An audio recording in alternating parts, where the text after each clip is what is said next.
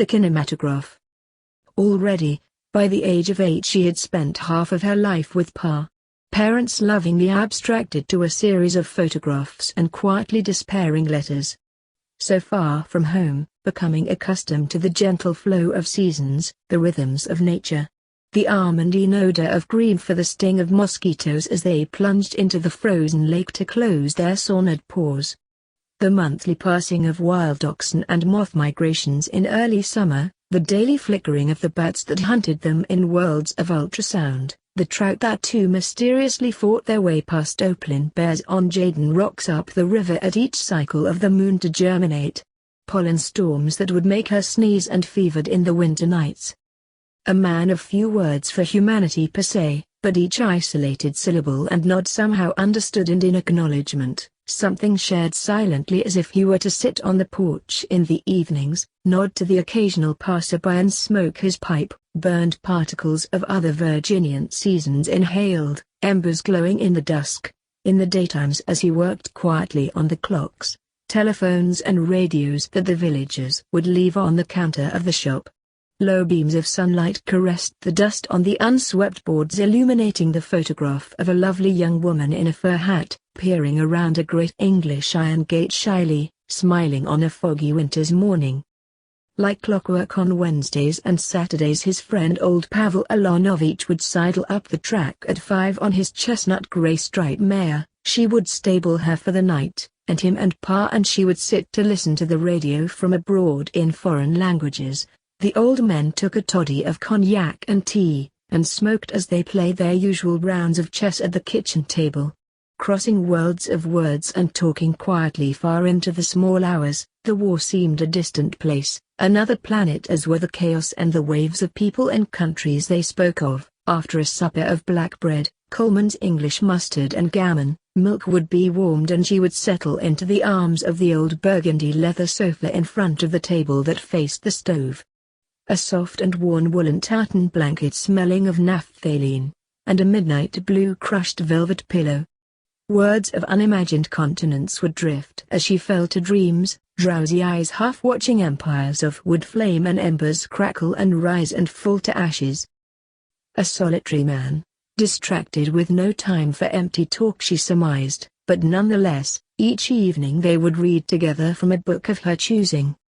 She had begun with the stories she had brought from home that her mother would read with her, but having exhausted those now moved to explore the shelves in the attic. Amongst the ancient books of law and statistics she found new stories of travels in distant countries many years ago, Marco Polo, the Kalevala, and the Arabian Nights. The way his hand would gesticulate with his weekly luxury of an imported cigar, stepping outside into the icy night for a moment, did the silent stars still seem so distant? Outside the village it seemed the wilderness stretched on forever. The road was barely a track, and she had followed it many times as far as she could, even borrowing a bicycle, and found no one and nothing but a few faded signposts. There was no school, no other children, no church, no shop, and only some 27 villagers in isolated homesteads. But a light aircraft could be heard in the distance now and again, and suddenly there would be books and magazines and mustard and bonbons and sometimes a letter from her friend Elma, who lived in Mexico, whom she had met on the radio book club. One day there was an aircraft far higher than any she had seen before, a contrail.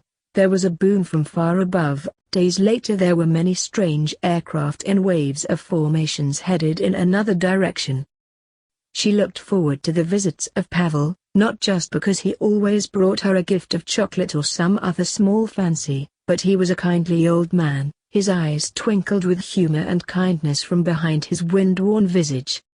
And now and again he would bring something special, a glass slide which seemed to show some kind of picture. When she held them up to the sunlight they were unclear, strange patterns of dots and outlines. If she blurred her eyes they almost became discernible.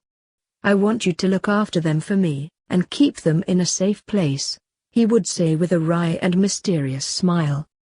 You can never point to a day when something doesn't happen, but there must have been a day when the letters from her parents stopped. But she felt it, some indescribable loss of something half known, half forgotten. Seems she was a little taller, and now spoke to Alma in French and Spanish. Seemed like no time had passed, but things must have changed. And her 12th birthday fell on a Wednesday. Unconsciously she vacantly gazed down the track at 5. And still at 7 there was no sign of the old man. Pa was unconcerned. Frying bacon and forest mushrooms asked her to set 3 places at the table and slice the bread.